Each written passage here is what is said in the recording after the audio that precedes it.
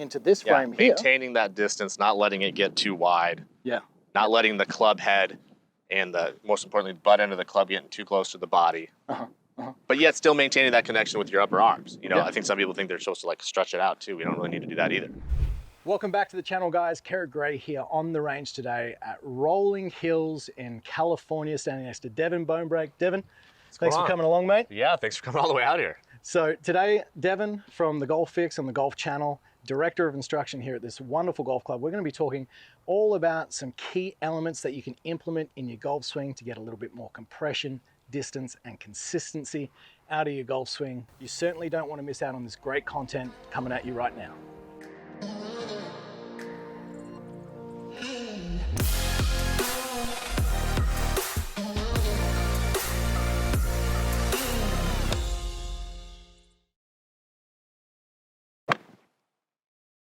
Beautiful finish. Very nice. So a common section of the golf swing, which really isn't talked too much about in regards to when talking about YouTube videos and analyzing everything that goes along, is the reference point of the club shaft parallel to the ground in the follow through. Right? So we often see a lot of players talk about their swing when they're in this position here. We can see the comparisons between the professional and usually the amateur golfer. A lot about impact, a lot about impact and the differences there. But club shaft parallel position here in reference to the shaft, let's call the angle of the bodies of the body, and then also the extension of the body as well. So I want you to run me through what you like to see players, or the position that players get themselves into in the club shaft parallel in the follow through. Yeah, you know, I think it's, you know, looked past because it's after the ball's gone. People think, oh, the ball's gone, why does it matter? But I mean, I think you know as well as I do that, you know, sometimes having a destination to nail or a destination to finish at will fix a lot of stuff beforehand. Oh yeah. And this tells a big story of what happened back here. I can almost guarantee you if someone's following through and they look like this or like this, they probably weren't good at impact, and vice versa. If someone's really good through the ball, they're going to be really good at impact. So a lot of times you can kind of almost forget about some of this stuff depending on the client, depending on the person, and you know, maybe you just want to focus on where you want to finish to, more of a destination swing, and kind of doing some drills like that. So let's talk about the body first. Just put the club on your shoulders if you don't mind. We can kind of take away that focus on the arms and hands. So say you go ahead and go back, go ahead and start down, and now you don't have to do this for the entire swing, but go ahead and start to come through. What I really like that you're doing is that you're pushing forward and in with this knee. And what I like from this side a lot is that there's a nice tilt here. And so you're tilting but on balance. People that tend to fall towards the ball, they tend to tilt to the right, but their hips are more over here. And then vice versa. You see a lot of this with guys who are really upper body dominant. They might fall over here because of the fact that they're so shoulder dominant. So being able to finish in a good spot with the body, maintaining your tilt is also going to maintain your height. A lot of people don't realize that too. So it's not like you want to keep your head down forever, but you do want to make sure that as you're coming through that your trail shoulder is still low for a little while. Some players can do it longer than others depending on, you know, flexibility, mobility stuff, but I think that's a huge deal with maintaining height through impact and making sure that you're not getting way taller or way lower, stuff that I generally don't see with the best players. Yeah, and if you were to just draw a circle around my head with the professional golfer, there might be a slight amount of movement up in the backswing, down in the downswing, and then up in the follow through, but within reason, that box that you draw around their 100%. head from the setup, they would be within the boundaries. 100%, yeah. I mean, I'd rather someone go a little up through the ball than down generally, from what I see, at least with the best players. And again, depending on flexibility or mobility, you're going to get more or less, and you know, more extension. The head might even come back a little bit, but in general, you're not going to see some massive move. And with the, you know, the amateurs that we see that can't struggle to hit the ball solid, can't hit the center of the face. I mean, there's generally going to be a lot of stuff going on through impact that just makes it almost impossible. I tell a lot of my players, it's like not only do the pros have the most talent in the world, they also have swings that require the least talent.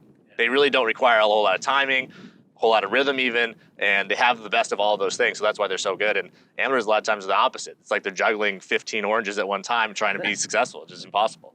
That's hard work. Throwing a undulating lie, bit of water, pressure, it's tough work from there. So absolutely.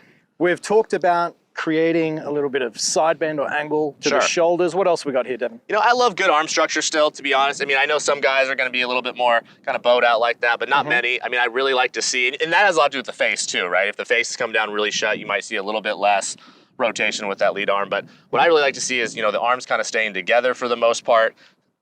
decent face control, you know, somewhere between straight up and a little bit to the right. You know, I don't want to see that face super turned over, or obviously the other way around where they're kind of holding it off too much, and just kind of lining everything up. And so, you know, some basic shots where you just try to finish here and hold it. Not only do you have to maintain your balance, which is going to maintain your tilts and your bends and things like that and your rotations. And I think for a lot of people, that's the hardest part, is doing all those things at once. They're rotating, they're side bending, and they're extending all at once. But understanding where you need to be will fix almost everything beforehand. Yeah, I like to use the analogy sort of, if you were teaching a young child how to throw a ball, instead of worrying about the complexities of what happens throughout the motion, you would say, I want you to finish with all your weight on your front foot and point to the target. Now, when you do that, a lot of good stuff happens back here. Absolutely. Right? So if we were just doing a few drill swings, and I'm just going to focus on keeping my right shoulder a little bit lower, right, and my arms extended into impact. So we're getting into this frame here. Maintaining that distance, not letting it get too wide. Not letting the club head and the, most importantly, the butt end of the club getting too close to the body. But yet still maintaining that connection with your upper arms. You know, I think some people think they're supposed to like stretch it out too. We don't really need to do that either. So in effect, it would be a great exercise really just to move from the address position, right? Straight there. And then love that. Straight to there. Right? Roll that ball out there. Yeah, absolutely. Kind of. That's the best 7-yard swing I've ever seen. Yeah, nailed it. Maybe I should do that more often. So when we're in this position, all I'm feeling is trying to achieve that that movement that Devan was just talking about, keeping the arms structured. I'm getting my hips forward. Keeping that right shoulder down. Making sure that, you know, there's this bend, but then also this hip is going to be somewhat reasonable for where the tailbone was starting. You know, we don't want to get that hip to be way too in here. That's going to cause a lot of issues with contact and balance, and then change the spine angle as well. Yeah. So let's say I've done a couple of those little rolling drills I've just done there. Now I'm just going to do a little half backswing, and I recommend the guys at home do the same thing here. And we're going to go very slowly. Love it. Great finish. And you can kind of, you know, sequence through this. So you could do it like that, where you hit this little half shot and you go here and hold. Then you can hit maybe a little bit bigger backswing, hit here and hold, but then finish. And then finally try to put it all together where you just feel that same way through the ball, but there's just no stopping. Okay, so we've got 2 balls left here. The first one, what I'm going to do is I'm going to make a full backswing. I'm going to go slower speed and focus on finishing there. So it's almost going to feel like a punch shot here. And then the last one, I'll just hit a full shot, okay? So little rehearsal here. Good. Okay, let's hit that half speed, full swing. Beautiful. Very nice. And then the last one, that felt great. Nice compression, shaft lean. A lot of good stuff happens. So much good stuff when you put that all together. So now I've got this sensation. Let's hit a full shot, see how the ball comes off. Go. And even through the ball there, Devan, I felt great extension with the arms, trail shoulder, so my right shoulder felt down, hips were forward, powerful, compressed, certainly something the guys at home can learn from. Absolutely. Great job.